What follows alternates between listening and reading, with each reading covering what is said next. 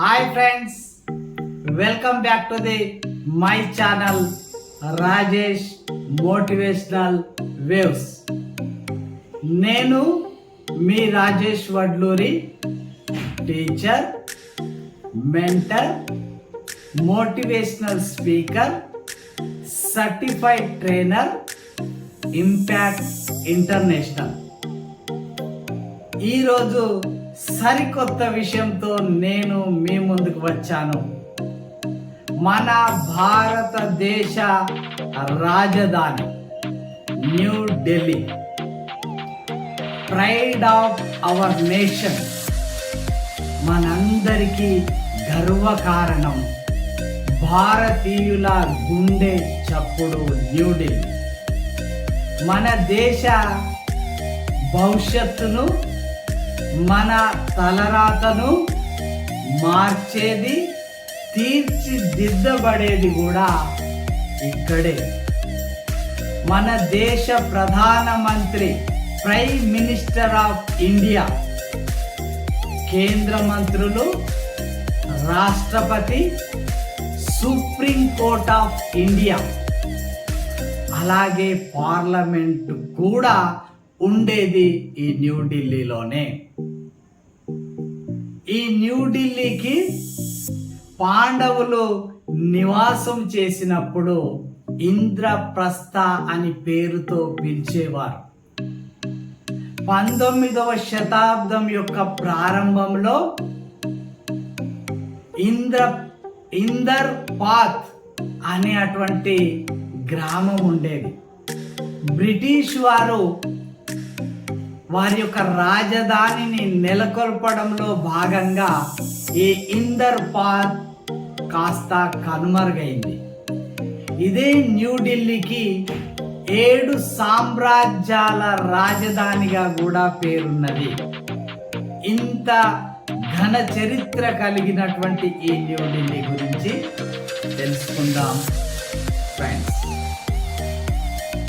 ఢిల్లీకి ఎలా చేరుకోవాలి, న్యూఢిల్లీలో ఎక్కడ స్టే చేయాలి, న్యూఢిల్లీలో చూడవలసిన ప్రదేశాలేమిటి,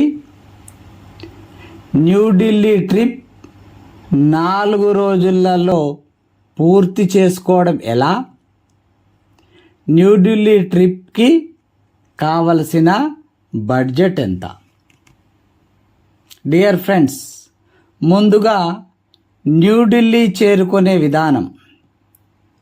ఈ రోజులలో రవాణా సౌకర్యాలు చాలా పెరిగినాయి కాబట్టి వారి ఆర్థిక పరిస్థితిని బట్టి ఈ టూర్ ట్రిప్ను ఎంచుకోవాలి. కాస్త పేదవారైతే గ్రూప్ సభ్యులతో ట్రావెల్ బస్సును ఎంచుకోవాలి. కొంతమంది ట్రైన్, ఇంకా కొంతమంది ఫ్లైట్ ద్వారా జర్నీ చేస్తారు. ఏది ఏమైనా 2 తెలుగు రాష్ట్రాల నుండి న్యూఢిల్లీకి చేరుకోవాలి అనుకుంటే బస్ ద్వారా అయితే ప్రయాణానికి సమయం ఎక్కువ పడుతుంది. అదే ట్రైన్ అయితే 26 గంటలు పడుతుంది. సో ట్రైన్ అయితే అన్ని రకాలుగా సౌకర్యంగా ఉంటుంది. మధ్యతరగతి వారికి కూడా అనుకూలంగా ఉంటుంది. ట్రైన్ స్లీపర్, నాన్ ఏసీ అయితే రూపాయలు 700 నుంచి 900 అవుతుంది. అదే థర్డ్ ఏసీ అయితే 1800 నుండి 2000 అవుతుంది. 2 తెలుగు రాష్ట్రాల నుండి సికింద్రాబాద్, విజయవాడ, విశాఖపట్నం, వివిధ ప్రాంతాల నుండి వివిధ పేర్లతో ట్రైన్స్ చాలా ఉన్నాయి. ఫ్రెండ్స్, నేనైతే హైదరాబాద్ నుండి న్యూఢిల్లీకి ఇండిగో ఫ్లైట్తో ఎకానమీ టికెట్ రూపాయలు 7,000 అయింది. కేవలం 2.5 గంటల్లో ఢిల్లీకి చేరుకున్నాను. డిస్క్రిప్షన్లో ట్రైన్, ఫ్లైట్ డీటెయిల్స్ మరియు రేట్స్ ఉన్నాయి. కావలసిన వారు చూడవచ్చు. 1 లేదా 2 నెలల ముందే టికెట్ బుక్ చేసుకోవాలి. లేకపోతే ట్రైన్లో వెయిటింగ్ లిస్ట్ వస్తుంది. ట్రైన్ అయినా ఫ్లైట్ అయినా టికెట్ ముందే బుక్ చేసుకోవడం ఉత్తమం. అడ్వాన్స్గా బుక్ చేసుకుంటే టికెట్ ధర తక్కువగా ఉంటుంది. రెండోది, న్యూఢిల్లీలో ఎక్కడ స్టే చేయాలి? న్యూఢిల్లీ రైల్వే స్టేషన్లో ప్లాట్ఫామ్ 1 నుండి బయటకు వస్తే దానికి ఎదురుగా మెయిన్ బజార్ ఉంటుంది. నంబర్ ఆఫ్ హోటల్స్ అనేవి ఉంటాయి. హోటల్ అనేది ఆన్లైన్లో లేదా ఆఫ్లైన్లో అయినా బుక్ చేసుకోవచ్చు. ఫ్రెండ్స్, నా సలహా అయితే ఆఫ్లైన్లో అయితే హోటల్ కమ్ లాడ్జ్లో మనం ఉండడానికి అనుకూలమైన single bedroom, double bedroom, AC or non AC నీట్నెస్ని చూసి బుక్ చేసుకోవచ్చు.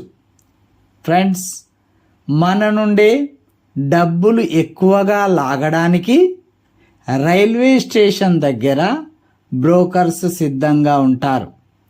మేం చీప్గా మీకు రూమ్ ఇప్పిస్తాం, ట్రైన్ ఫ్లైట్ టికెట్స్ రిజర్వేషన్ చేసిస్తాం అంటూ అడుగడుగున మోసం చేసేవారుంటారు. ఢిల్లీలో పిక్ పాకెటర్స్, జేబు దొంగలు కూడా చాలామంది ఉన్నారు. జాగ్రత్త ఫ్రెండ్స్. ఢిల్లీలో అన్ని చూడదగిన ప్రదేశాలకు అనుకూలంగా ఉండే ప్రదేశం న్యూఢిల్లీ రైల్వే స్టేషన్ దగ్గర స్టే చేస్తే బాగుంటుంది. రిటర్న్ జర్నీ కూడా సులువుగా ఉంటుంది. న్యూఢిల్లీలో చూడవలసినటువంటి ప్రదేశాలు. డే 1,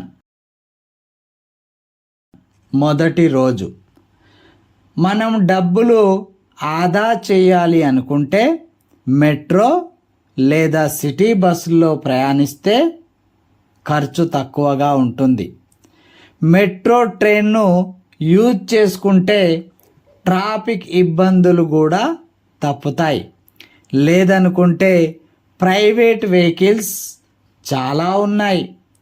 20 నుంచి 30 మంది ఒక వెహికల్లో కూర్చోబెట్టి డబ్బులు ఒక్కొక్కరికి 500 తీసుకొని వారే ఇంపార్టెంట్ ప్లేసులలో తిప్పి చూపిస్తారు.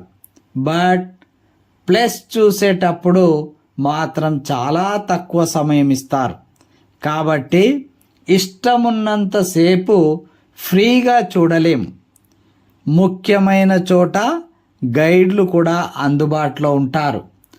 ఆ ప్లేస్ యొక్క ప్రత్యేకతను చూపిస్తూ వివరిస్తారు. రాజీవ్ చౌక్ మెట్రో స్టేషన్ నుండి వివిధ ప్రదేశాలకు వెళ్ళవచ్చు. ఇక్కడ క్రౌడ్ ఎక్కువగా ఉంటుంది కాబట్టి జేబు దొంగలు కూడా ఉంటారు. ఢిల్లీలో దాదాపు 280 మెట్రో స్టేషన్ పాయింట్స్ ఉన్నాయి. ఫ్రెండ్స్, నేనైతే ప్రైవేట్ ట్రావెల్లో న్యూఢిల్లీ రైల్వే స్టేషన్ ముందర మెయిన్ బజార్ నుండి ప్రయాణమై మొదట బిర్లా మందిర్ వెళ్ళడం జరిగింది. ఇది అద్భుతమైన సుందరమైన కట్టడం. హైదరాబాద్ బిర్లా మందిర్ కంటే కూడా చాలా బాగుంటుంది. దాదాపు 8 మంది పండితులు గర్భగుడి దగ్గర ప్రార్థనలు, పూజలు చేస్తూ కనిపించారు. ఒక రకమైన దైవిక ఎన్విరాన్మెంట్ కనిపించింది. భక్తులు తమ కష్టాలను మర్చిపోయి దైవత్వంలో లీనం కావచ్చు. ఫోటోలు తీసుకోవడానికి ఇక్కడ నిషేధం. ఫ్రెండ్స్, అక్కడి నుండి పార్లమెంట్ భవన్కు వెళ్ళడం జరిగింది. అద్భుతమైన ఆకర్షణీయమైన మన దేశ పార్లమెంట్ భవనం చూడవచ్చు. లోపలికి వెళ్ళి చూడాలనుకుంటే ప్రత్యేకమైన పాస్ అవసరం ఉంటుంది.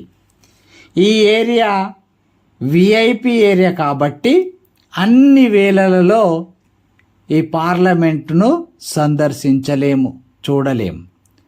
పార్లమెంట్ భవనం పక్కనే దేశ ప్రథమ పౌరురాలు ద్రౌపది ముర్ము గారు ఉండే రాష్ట్రపతి భవన్ ఉంది. ఆ పరిసర ప్రాంతం అంతా చూడముచ్చటగా గ్రీన్ కాబట్టి మనల్ని మనం మర్చిపోతాం. ఆ తర్వాత Indian textile development corporation ITDC, Indian textile development corporation ITDC వెళ్ళాం. ఇక్కడ రకరకాల వస్తువులు, దుస్తులు, చీరలు, బ్లాంకెట్స్, ఇంటీరియర్ డెకరేషన్కు సంబంధించినటువంటి వస్తువులు దొరుకుతాయి. ఇవి అన్నీ మన దేశ జైల్లో ఉన్నటువంటి ఖైదీలు తయారు చేసినవిగా చెప్పినారు. అన్నీ చాలా అద్భుతంగా ఉన్నాయి, బట్ కాస్త కాస్ట్లీగా ఉన్నట్టు అనిపించింది. అక్కడ సాయంత్రం హోటల్కి రిటర్న్ కావడం జరిగింది.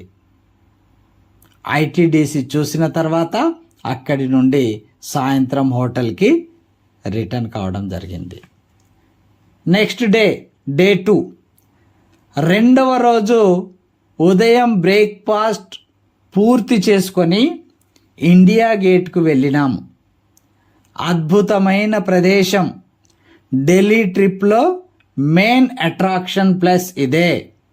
దీనిని అందరూ తప్పకుండా చూస్తారు, చూడాల్సిందే. డేలో కంటే నైట్లో సందర్శిస్తే చాలా అందంగా, సుందరంగా, రంగురంగుల లైట్లతో తీర్చిదిద్ది ఈ ప్రాంతం ఉంటుంది. ఆకర్షణీయంగా ఉంటుంది. చక్కగా సెల్ఫీలు దిగి స్మృతి గుర్తుగా మదిలో భద్రం చేసుకోవచ్చు. So friends, don't miss this place at any cost. ఇలాంటి అవకాశాన్ని ఎట్టి పరిస్థితిలో కూడా మిస్ చేసుకోవద్దు. దీని వెనుకాలే నేషనల్ వార్ మెమోరియల్ ఉంటుంది. అది చూశాక నెక్స్ట్ అదే దారిలో ముందుకు వెళ్తూ ఉంటే all Indian institute of medical sciences AIIMS ఆసుపత్రి ఉంటుంది. దీన్ని సందర్శించవచ్చు. భారతదేశంలోని అత్యున్నతమైనటువంటి వైద్య సేవలు అందిస్తున్నటువంటి ఇన్స్టిట్యూట్ ఇది. ఆ తర్వాత అక్కడి నుండి కువాతుల్ ఈ ఇస్లాం మజీద్ మరియు ఐరన్ పిల్లర్స్ చూడడం జరిగింది. కుతుబ్ మినార్, అలై దర్వాజా, అలై మినార్, టోంబాబ్, ఇమాం జమీన్, చార్బాగ్ గార్డెన్ ఈ ప్రాంతంలో వేలాది మంది విదేశీయులు సందర్శించడం కూడా చూడవచ్చు. ఈ విశేష చరిత్రాత్మక ప్రదేశాలను దేశ విదేశాల నుండి ప్రజలు వచ్చి చూడడము ఒక విశేషంగా చెప్పవచ్చు. ఫ్రెండ్స్, ఇక్కడి నుండి లోటస్ టెంపుల్కి వెళ్ళడం జరిగింది. చూడడానికి చాలా బ్యూటిఫుల్గా, నయనానందకరంగా ఉంటుంది. లోటస్ ఫ్లవర్ ఆకృతిని పోలి ఈ టెంపుల్ ఉంటుంది. దాని పక్కనే ఇస్కాన్ టెంపుల్ ఉంటుంది. ప్రపంచంలోనే అతిపెద్ద భగవద్గీత ఈ ఇస్కాన్ టెంపుల్లోనే ఉంది. నెక్స్ట్ ఇక్కడి నుండి రాజ్ఘాట్ గాంధీ గారి సమాధికి వెళ్ళడం జరిగింది. చాలా బాగుంది. ఫ్లేమ్ ఆ సమాధిపై వెలుగుతూనే ఉంటుంది. ఇక్కడే దగ్గరలో రాజీవ్ గాంధీ, ఇందిరాగాంధీ సమాధులు చూడవచ్చు.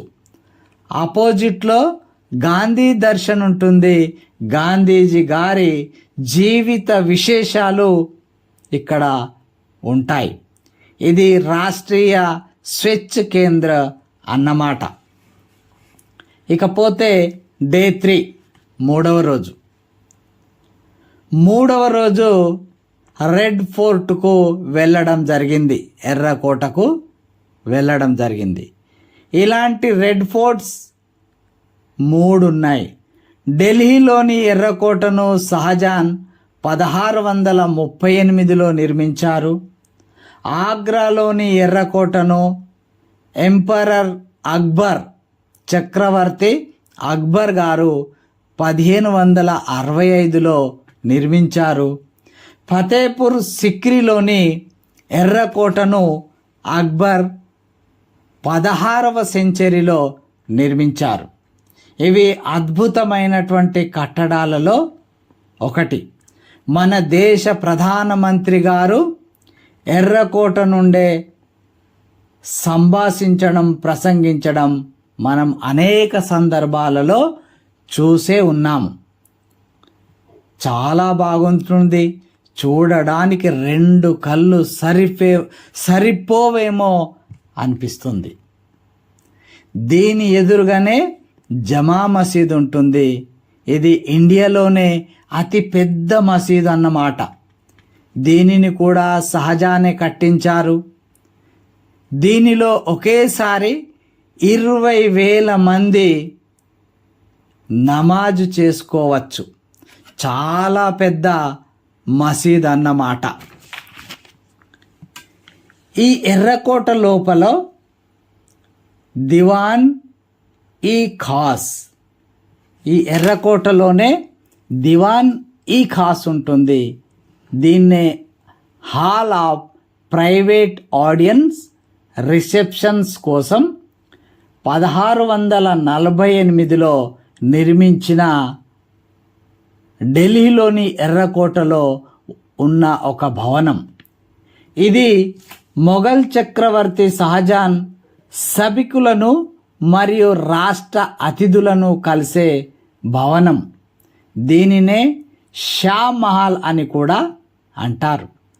ఈ గది చుట్టూ పాలరాతి స్తంభాల నుంచి పైకి లేచే వంపుల శ్రేణి ఉంటుంది. ఫియర్స్ యొక్క దిగువ భాగాలు పూల డిజైన్లతో పొదగబడి ఉంటాయి. పై భాగం పెయింట్ చేయబడి పూత పూసినవి. పైకప్పు యొక్క 4 మూలాలు స్తంభాలతో కూడిన ఛత్రితో ఉంటాయి. నాదర్ష దండయాత్ర తర్వాత వచ్చిన నెమలి సింహాసనం ఒకప్పుడు తూర్పు వైపు హాలులో ఉంది. హాలు మధ్యలో నుండి స్క్రీమ్ ఆఫ్ ప్యారడైజ్ ప్రవహిస్తుంది. ఈ భవనంలో ఎరుపు రంగు గుడారాలు లేదా సామ్యానాలు ఉండేవి. కార్నీస్ కింద ఉత్తర మరియు దక్షిణ గోడల మూల వంపులపై అమీర్ ఖుస్రో యొక్క పద్యం చెక్కబడింది. భూమిపై స్వర్గం ఉంటే ఇది ఇదే, ఇది ఇదే, ఇది ఇదే అని ఆ పద్యం రాయబడింది. 1857 నాటి భారతీయ తిరుగుబాటు తర్వాత లోపలి భాగం పూర్తిగా దోచుకోబడింది. సింహాసనం, తివాచీలు మరియు లోపలి ఇతర వస్తువులు కనిపించకుండా పోయాయి. ఇదే ఎర్రకోటలోని మరొక భవనం దివానీ ఈ ఆమ్.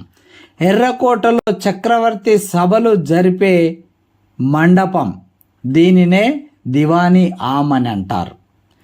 చక్రవర్తి షాజహాన్ సామాన్య ప్రజల సమస్యలు తెలుసుకోవడానికి ఏర్పాటు చేసినటువంటి ప్రదేశం దివానీ ఈ ఆమ్. అద్భుతమైన పాలరాతితో నిర్మించబడి ఉంది. శ్రేణులు చూడడానికి పెద్దవి చిన్నవిగా కనబడతాయి, కానీ అవన్నీ కూడా సమానంగానే ఉంటాయి. ఎర్రకోటలోని మరొకటి రంగ్ మహల్, దీన్నే ప్యాలెస్ ఆఫ్ కలర్ అని కూడా అంటారు. ఇది ఎర్రకోటలోనే ఉంది. ఇది మొదటగా సామ్రాజ్య అంతఃపురంలో భాగంగా పనిచేసింది. ఇది రాజుగారి కుటుంబానికి చెందిన మహిళా సభ్యులు విశ్రాంతి రెస్ట్ తీసుకునే ప్యాలెస్ భాగం. షాజహాన్ పాలనలో దీనిని ప్యాలెస్ ఆఫ్ డిస్టింక్షన్ అని పిలిచేవారు. 1857లో బ్రిటిష్ వారు ఈ కోటను ఆక్రమించిన తర్వాత రంగ్ మహల్ కొద్ది కాలం పాటు మెస్ మహల్గా ఉండింది. ఎర్రకోటలోని మరొక మహల్ ముంతాజ్ మహల్, ఇది కూడా ఢిల్లీలోని ఎర్రకోటలో ఉంది. యమునా నదికి అభిముఖంగా ఉన్న 6 ప్రధాన ప్యాలెస్లలో ముంతాజ్ మహల్ ఒకటి. 6 ప్యాలెస్లలో స్ట్రీమ్ ఆఫ్ ప్యారడైజ్ ద్వారా అనుసంధానించబడ్డాయి. భవనం దాని గోడలు, స్తంభాల దిగువ భాగంలో తెల్లని పాలరాతితో నిర్మించబడింది. మహల్ లోపలి భాగం పూల అలంకరణలతో పెయింటింగ్ చేయబడింది. దీనిని బ్రిటిష్ వారు ఆక్రమించిన తర్వాత జైల్ శిబిరంగా వాడుకున్నారు. ఇకపోతే 3వ రోజు తర్వాత 4వ రోజు.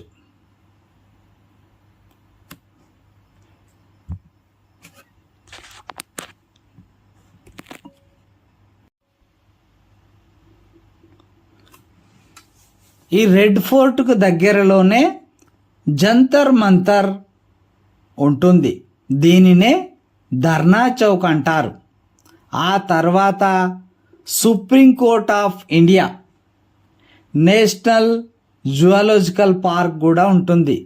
దీనిని పూర్తిగా చూడాలి అనుకుంటే మాత్రం హాఫ్ డే పడుతుంది. దీనికి దగ్గరలోనే లోడీ గార్డెన్ కూడా ఉంటుంది. చాలా అద్భుతంగా ఉంటుంది.